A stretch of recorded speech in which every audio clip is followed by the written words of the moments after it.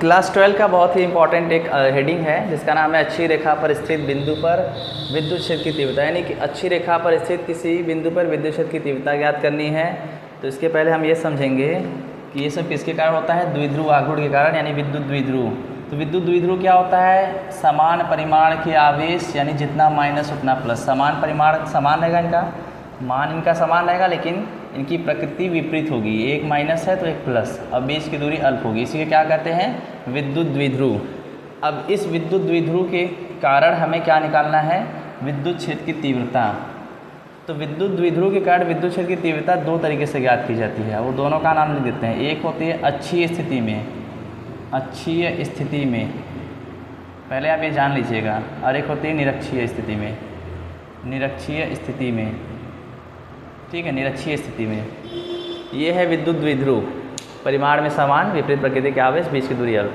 अब इसके कारण हमें यदि इस द्विध्रुव के कारण यदि हमें विद्युत क्षेत्र की तीव्रता ज्ञात करनी है तो उसके दो तरीके हैं। पहला अच्छी स्थिति से, यानी कि अनुदैर्ध्य भी कहते हैं इसको, और दूसरा निरक्षीय, यानी कि इसे अनुप्रस्थ भी कहते हैं। ठीक है, तो अब हम जानेंगे इसके कारण जो निकालेंगे, पहला नियम लगाएंगे, अच्छी स्थिति के कारण द्विध्रुव पर विद्युत क्षेत्र की तीव्रता ज्ञात करेंगे। चलिए स्टार्ट करते हैं अब। और ये क्लास 12 में बहुत इंपॉर्टेंट है, एग्ज़ाम में अक्सर करके बोर्ड एग्ज़ाम में पूछा जाता है, वो भी काफ़ी बड़े अंक में, 4 से 5 नंबर का आता है कम से कम। तो चलिए मैं स्टार्ट करता हूँ। यहाँ पे मैंने एक बिंदु ले लिया जिसका नाम ए है, और एक बिंदु मैंने ले लिया जिसका नाम बी है, और ऊपर से लेते हैं, एक जगह कम पड़ेगा।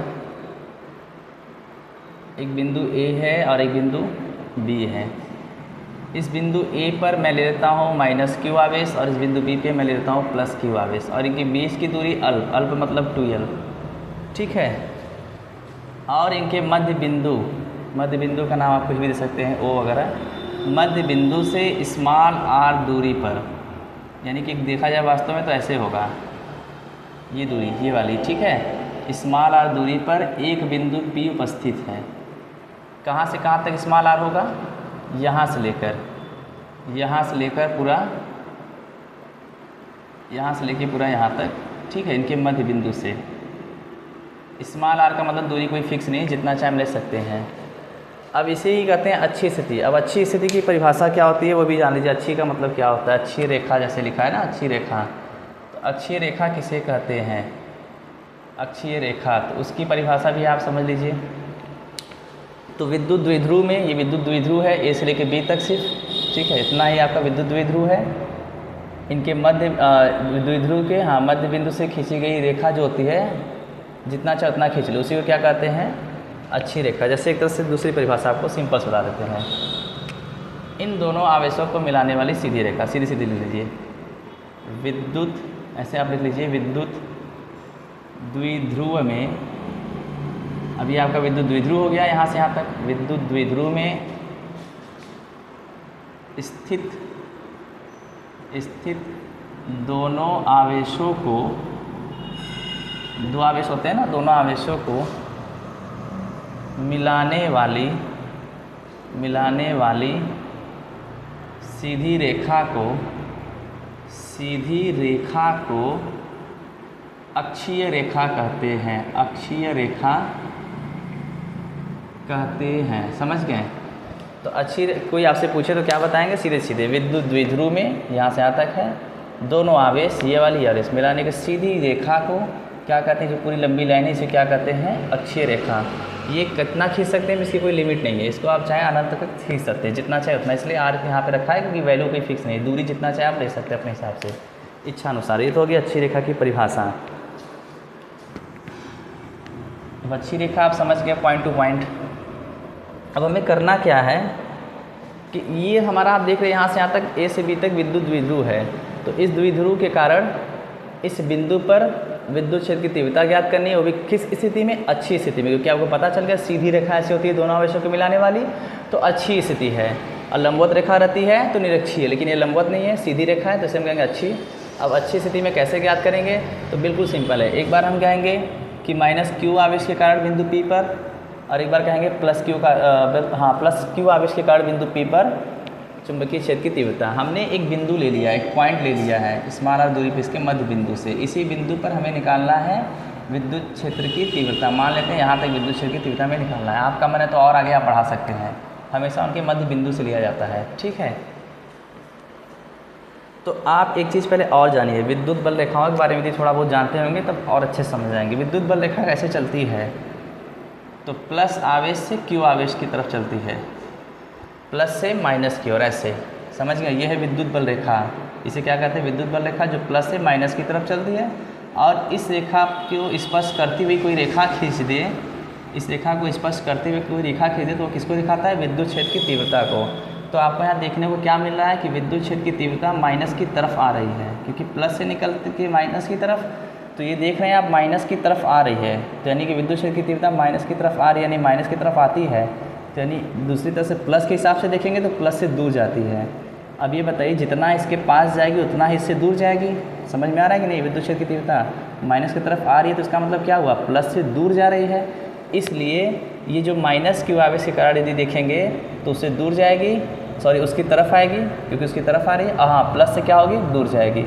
इस पर ध्यान से देखिएगा, प्लस से निकल के माइनस की तरफ, तो माइनस की तरफ का मतलब यह हो कि माइनस की तरफ आ रही है, कोई भी किसी के जितना पास जाएगा तो अगले से उतने दूर जाएगा। तो विद्युत क्षेत्र की तीव्रता माइनस की तरफ आती है, अब प्लस से दूर आती है, मतलब हटती है, उससे दूर जाती है। तो ये आप समझ चुके हैं। तो यदि मैं प्लस के लिए प्लस क्यू आवेश के लिए विद्युत क्षेत्र की तीव्रता लूँ तो मैं E1 मान लेता हूँ, तो E1 क्या होगा, E1 को मैंने दिखा दिया, उससे दूर जा रही है, देखिए, क्योंकि प्लस से निकल कर माइनस की तरफ, तो माइनस की तरफ आ रही है। तो दूसरा माइनस क्यू के लिए विद्युत क्षेत्र की तीव्रता लें तो एक को E2 मान लूँ, तो E2 क्या उसकी तरफ आएगी, ठीक है, 20 की दूरी R है, उसकी तरफ आ रही है। ये तो आप समझ गए। अब चलिए, अब इसको हम लोग इस डेरिवेशन को करते हैं। अब इसका हिंदी यदि आपको लिखना है तो आप छोटा सा लिख लीजिएगा। कैसे लिखेंगे, माना दो बिंदु आवेश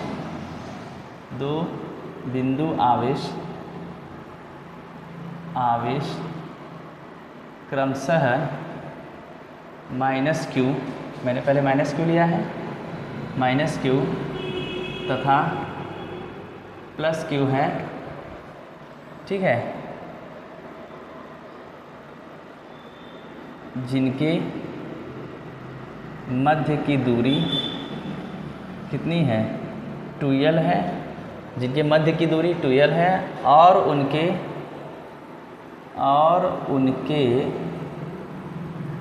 मध्य बिंदु से स्मॉल r दूरी पर एक बिंदु P उपस्थित है या स्थित है, उपस्थित है, जहाँ हमें विद्युत, आप समझिएगा, विद्युत क्षेत्र की, आप पूरा लिखिएगा, विद्युत क्षेत्र की तीव्रता ज्ञात करनी है। बस इतना हिंदी आपको लिखना है, ज्ञात करनी है, ठीक है। तो माना दो बिंदु आवेश माइनस क्यू प्लस क्यू, जिनके बीच की दूरी 2l और उनके मध्य बिंदु से स्मॉल r दूरी पर एक बिंदु P उपस्थित है। मान लेते हैं इसी बिंदु पर हमें विद्युत क्षेत्र की तीव्रता ज्ञात करनी है। तो एक होगा, इसके लिए हमने माना है प्लस क्यू के लिए E1 माना है और माइनस क्यू के लिए E2 माना है। तो प्लस से दूर, क्योंकि आप जानते हैं प्लस से निकल कर माइनस की तरफ, तो माइनस की तरफ आ रही है, तो E2 वाला मैंने इसके लिए लिया है, ठीक है, और E1 वाला मैंने इसके लिए लिया है। तो आपको वो भी यदि कन्फ्यूजन हो तो मैं यहाँ पे छोटा सा ब्रैकेट में लिख देता हूँ। E1 का मतलब किसके लिए है, आपके लिए प्लस क्यू आवेश के कारण, और E2 किसके लिए है, माइनस क्यू आवेश के कारण, ठीक है। आप समझते रहिएगा, उसकी तरफ आती है, इसलिए मैंने इधर दिखाया, उससे दूर जा रही है उसकी तरफ। अब एक एक बिंदु के लिए चलिए निकालना स्टार्ट करते हैं। इसको आप नोट कर लीजिएगा, या तो हम इसी से इसी नीचे से लिख देते हैं। चलिए स्टार्ट करते हैं। पहले प्लस वाले को उठा लेते हैं, लिखते हैं केस नंबर यानी स्थिति नंबर फर्स्ट, प्लस क्यू आवेश के कारण, प्लस क्यू आवेश के एक एक आवेश के लिए इस बिंदु पर हम निकालेंगे पहले, फिर दोनों को जोड़ देंगे। प्लस क्यू आवेश के कारण, आराम से, प्लस क्यू आवेश के कारण बिंदु P पर, आराम से समझिएगा, बिंदु P पर विद्युत क्षेत्र की तीव्रता, विद्युत क्षेत्र की तीव्रता, ठीक है। तो प्लस क्यू आवेश के लिए हमने कौन सा माना है, तो E1 माना है। क्या माना है, E1। तो बिंदु आवेश के लिए फार्मूला क्या होता है, E बराबर हमने उस दिन निकाला था ना KQ/R², K का मान रखा था 1/4πε0। तो अब ये तो मेन फार्मूला होता है बिंदु आवेश के लिए, क्योंकि यहाँ पे एक बिंदु है, इस बिंदु आवेश के कारण इस बिंदु पे निकाल रहे हैं ना, तो फार्मूला भी वही लगाएंगे। तो आप बताओ प्लस के लिए कौन सा है, तो आप कहेंगे सर E1 है, क्योंकि उससे प्लस से दूर जाता है, तो इसको हम बना लेते हैं E1। ठीक है, E1 हो गया, और आवेश आपका प्लस E वाला हो गया। अब 20 की दूरी, अब 20 की, यहाँ देखिए फार्मूले में होता है R², तो आप पहले दूरी आप निकालो। तो प्लस कहाँ से कहाँ तक है, प्लस आवेश यहाँ है, बिंदु P यहाँ है, यानी आपको बस दूरी कितनी चाहिए, यहाँ से लेकर बस यहाँ तक। ठीक है, बीच में क्या है 2L, यदि इसका आधा कर दें, यहाँ तक निकालेंगे तो क्या निकलेगा, पहले ये भी समझ लीजिए। ये मध्य से यानी इनके बीच की दूरी 2L है, तो आधा तक कर देंगे कितना हो जाएगा, आधा L इधर हो जाएगा, और सॉरी आधा L नहीं L, 2L का आधा LL, दोनों जोड़ देंगे फिर से 2L हो जाएगा। ये टोटल मध्य की दूरी कितनी है इन दोनों के, 2L है, तो बस इतना निकाले A से O, तो 2L का आधा L, तो इधर भी L। ठीक है, अब हमें बस कितना चाहिए, B से यदि P की तरफ जा रहा है तो हमें क्या चाहिए, सिर्फ इतनी दूरी। और ये जो R है B से P तक की नहीं है, ये R कहाँ से है, O से लेकर P तक की दूरी R है, लेकिन हमको बस चाहिए इतना, यानी कि ये वाला हिस्सा हमको नहीं चाहिए। तो ये नहीं चाहिए आपको, तो R में से ये वाला हिस्सा हटा दो, कौन सा, OB वाला। हमको दूरी चाहिए O से लेकर पूरा, सॉरी B से लेकर पूरा P तक बस चाहिए, प्लस वाले के लिए। तो मैं यहाँ लिख रहा हूँ फार्मूला, ये तो मेन फार्मूला है, E1 हो गया। अब बीच R² को मैं क्या लिखूँगा, दूरी क्या है यहाँ पे हमारा, B से P, तो मैं लिख देता हूँ BP का स्क्वायर। अब आगे देखिए, अब ध्यान से देखिएगा, E1 = KQ/, केवल आवेश लिया जाता है, उसका चिन्ह वगैरह लेने की जरूरत नहीं है कि माइनस प्लस लिखना हो, प्लस तो ऑलरेडी होता है, केवल उसका परिमाण लिया जाता है। BP का मतलब सिर्फ B से लेकर BP का स्क्वायर, यानी B से लेकर सिर्फ P तक, तो बस इतनी चाहिए हमको ना भाई, ये नहीं चाहिए। O से लेकर P तक पूरा R है, और यहाँ से O से B तक L है, और हमें चाहिए B से P, जो की दूरी हमें ज्ञात नहीं है। तो हम क्या करेंगे, टोटल R, यानी कि यहाँ से यहाँ तक, मैं इस रेखा को आपको ऐसे बना दूँ, आपको ज़्यादा अच्छे समझ में आएगा, ये यहाँ तक। ठीक है, ये पूरा R है, O से लेके पूरा P तक R है आपका।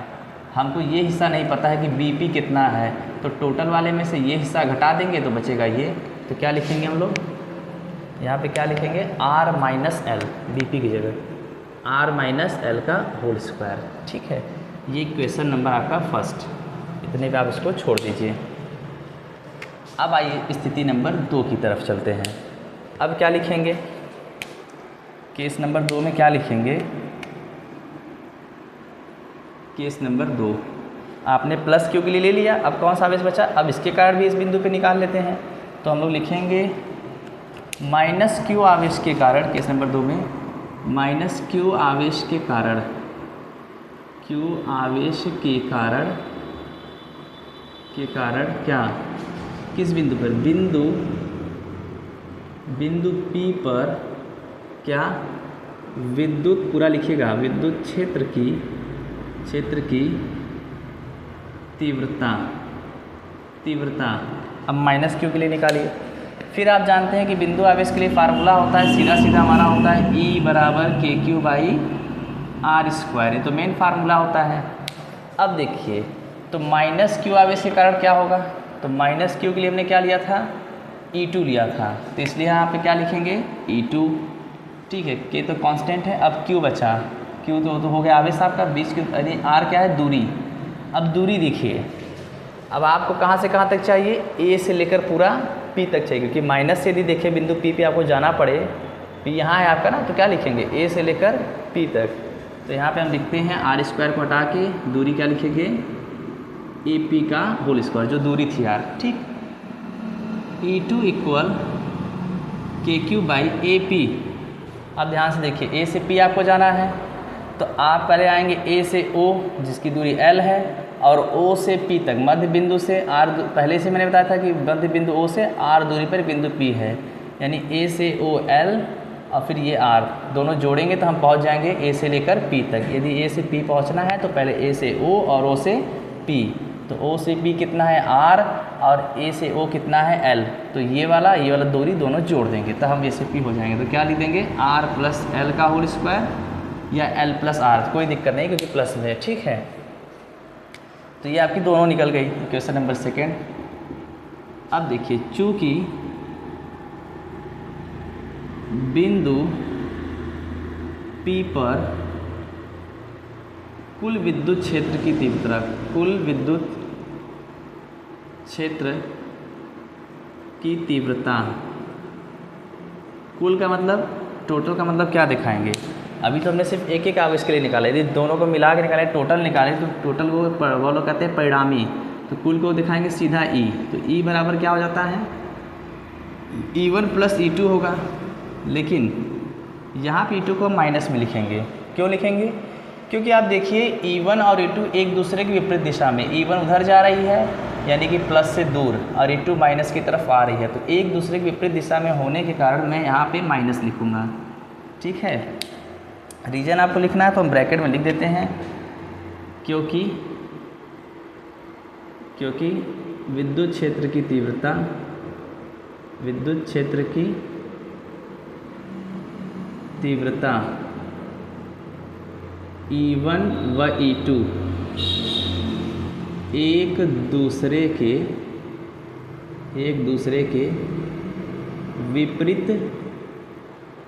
विपरीत दिशा में हैं,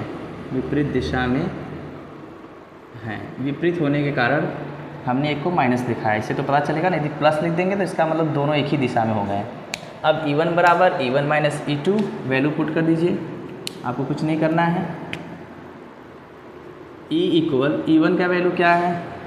KQ by R minus L, KQ by R minus L का होल स्क्वायर, माइनस E2 की value KQ by R plus L का होल स्क्वायर। ऊपर से आप देखेंगे तो दोनों में KQ है, तो इसको बाहर निकाल दीजिए, तो बचेगा क्या? 1 अपान आर माइनस एल का whole square minus 1 upon R plus L का होल स्क्वायर। ठीक, फिर आगे देखिए, E इक्वल KQ, इसको सॉल्व कर दीजिए। कैसे होगा? नीचे का गुणा कर लेते हैं हम, आर माइनस एल का whole square R plus L का होल स्क्वायर, और फिर क्रॉस मल्टीप्लाई, तो 1 में हो जाएगा आर प्लस एल का होल स्क्वायर माइनस इसमें हो जाएगा आर माइनस एल का होल स्क्वायर, इसका इसमें, या तो आप ऐसे समझिए आर माइनस एल का होल स्क्वायर इससे कैंसिल हो गया, बचा आर प्लस एल का होल स्क्वायर, 1 में मल्टीप्लाई कर दिए, आर प्लस का होल स्क्वायर इससे कट गया, आर प्लस एल वाले से बचा आर माइनस एल, इसको ऊपर भेज दिए। ठीक है, उससे मल्टीप्लाई हो गया 1 से। अब आगे का स्टेप देखिए, तो थोड़ा सा जगह का अभाव है, इसको थोड़ा सा मिटा देते हैं, इरेज करते हैं, आप शायद नोट कर लीजिएगा इसको और आसानी से, और उसको हटा के लिख देते हैं हम। अब वहाँ से स्टेप लाते हैं यहाँ पे, ध्यान से देखिएगा। अब क्या लिखेंगे?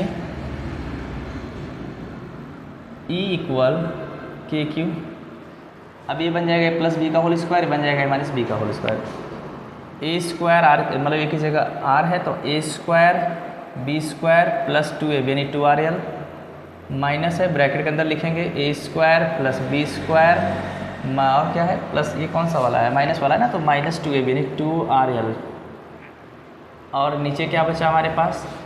ये एक फार्मूला बन जाएगा, एक ब्रैकेट में a प्लस बी, एक ब्रैकेट में माइनस बी, क्या होता है सब जानते हैं, ए स्क्वायर माइनस बी स्क्वायर होता है। ठीक है, और यहाँ पे पहले से स्क्वायर लगा था होल स्क्वायर, इसलिए हम भी यहाँ पे होल स्क्वायर लगा देते हैं। फिर आगे देखिए, अब यहाँ से E equal KQ R square L square plus 2RL, ये माइनस जैसे ही अंदर जाएगा सभी के जो सिंबल है, चिन्ह है, उल्टे हो जाएंगे। यहाँ पे कुछ नहीं, प्लस है तो माइनस में हो जाएगा, ये भी प्लस में है तो माइनस में, और ये माइनस में है तो प्लस में 2RL। नीचे क्या बचा? R square minus L square का होल स्क्वायर। देखिए प्लस माइनस से कैंसिल। ठीक, आगे का भी थोड़ा सा इरेज कर देते हैं, आप इसको नोट कर लीजिएगा।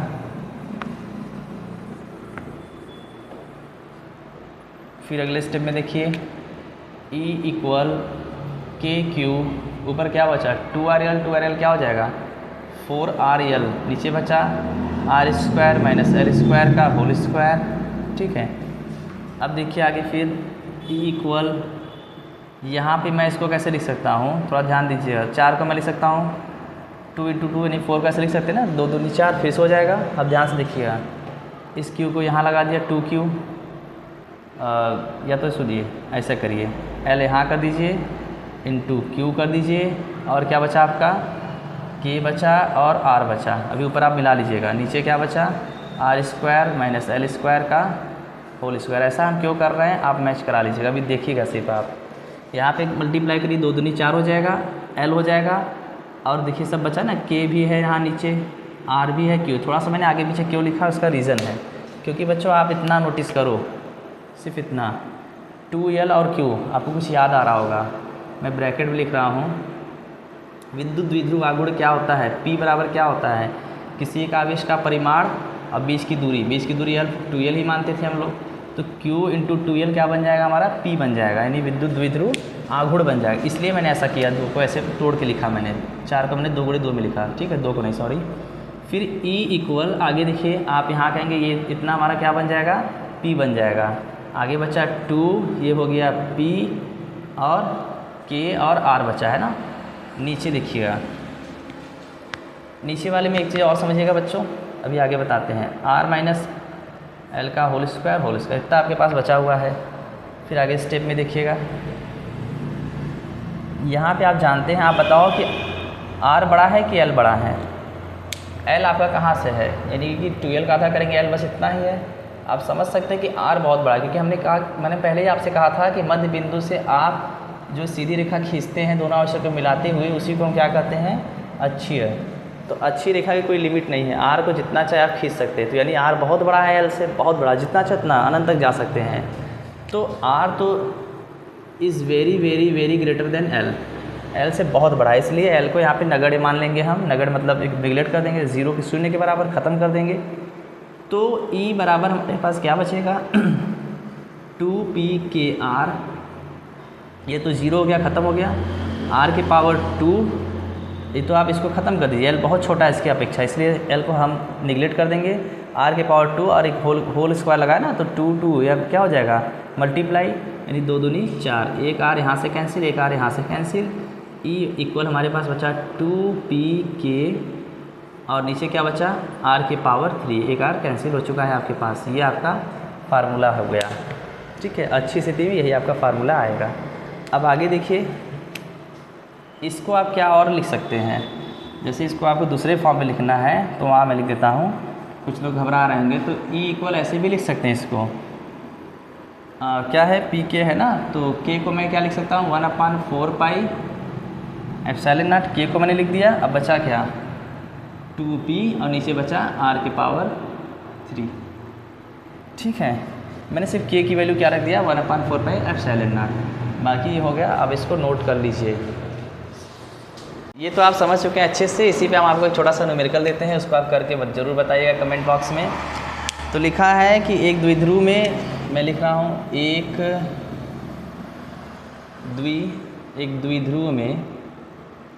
द्विध्रुव में क्वेश्चन है, एक द्विध्रुव में 10 माइक्रोकुलाम के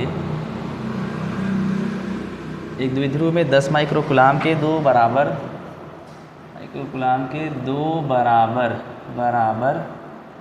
10 माइक्रो 2 बराबर व विपरीत आवेश,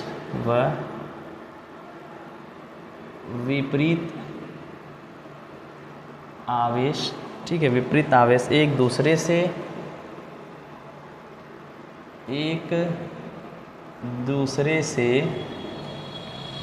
1 सेमी की दूरी पर स्थित है, 1 सेमी की दूरी पर स्थित है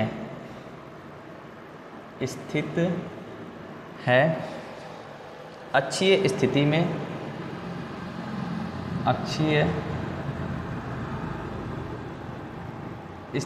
में द्विध्रुव से 1 मीटर, अच्छी स्थिति में द्विध्रुव से 1 मीटर की दूरी पर 1 मीटर की दूरी पर विद्युत क्षेत्र ज्ञात कीजिए। मैं सिर्फ भी लिख रहा हूँ, विद्युत, आप पूरा लिखिए, विद्युत क्षेत्र ज्ञात कीजिए। कैसे ज्ञात करेंगे, ध्यान से देखिएगा। क्या दिया है, 10 माइक्रोकुलाम, यानी कि ये जो है आवेश दिया है, तो Q इक्वल 10 माइक्रोकुलाम। इसको आप कुलाम में कन्वर्ट कर लीजिएगा, 10 से गुणे 10 घाते -6 से गुणा कर देंगे तो ये माइक्रोकुलाम से कुलाम बन जाएगा। ठीक है, ये तो हो गया Q का मान। अब देखिए आवेशों के बीच की दूरी दिया है 1 सेमी, तो अल्प दूरी को हम किससे मानते थे, आपको याद होगा 2L। द्विध्रुव में जो दो आवेश होता था इनके बीच की दूरी 2L ही मानते थे ना। तो 2L जो दिया है, कितना दिया है, 1 सेमी दिया है, इसको आप मीटर में बदल लीजिए, 1 सेंटीमीटर दिया है, मीटर में बदल लीजिए, 1 × 10⁻² से मल्टीप्लाई कर देंगे तो ये सेमी से बन जाएगा मीटर। और अच्छी स्थिति में द्विध्रुव से 1 मीटर की दूरी पर, द्विध्रुव यानी कि मध्य बिंदु से द्विध्रुव से 1 मीटर की दूरी पर। अच्छी स्थिति क्या होता है, अच्छी स्थिति मतलब मध्य बिंदु से जो R लिए थे हम लोग, तो R यहाँ पे कितना दिया है, R इस पे दिया है 1 मीटर। मान हमेशा चेंज होता है, जरूरी नहीं कि R का मान हमेशा एक ही हो। अब E की वैल्यू आप निकालिए, तो फार्मूला आपको निकला हुआ है यहाँ पे, क्या निकला है, E बराबर यहाँ पे देख लीजिएगा 2pk/r³। यहाँ पे आप वैल्यू खाली पुट कर लीजिएगा, 2 रहेगा, P की वैल्यू पहले आपको निकालना होगा। सबसे पहले आप P निकालिए, तो P बराबर क्या होता है, Q × 2L। यहाँ से P की वैल्यू निकाल के यहाँ पे पुट कर दीजिएगा, और K का वैल्यू आप जानते हैं फिक्स होता है, और R की वैल्यू यहाँ से रखिए। E का मान आप ज़रूर बताइएगा, जिसके लिए मैं आपको ऑप्शन दे देता हूँ। मैं 4 ऑप्शन दे रहा हूँ, उसमें से आप जो भी ऑप्शन होगा आप कमेंट बॉक्स में ज़रूर बताइएगा।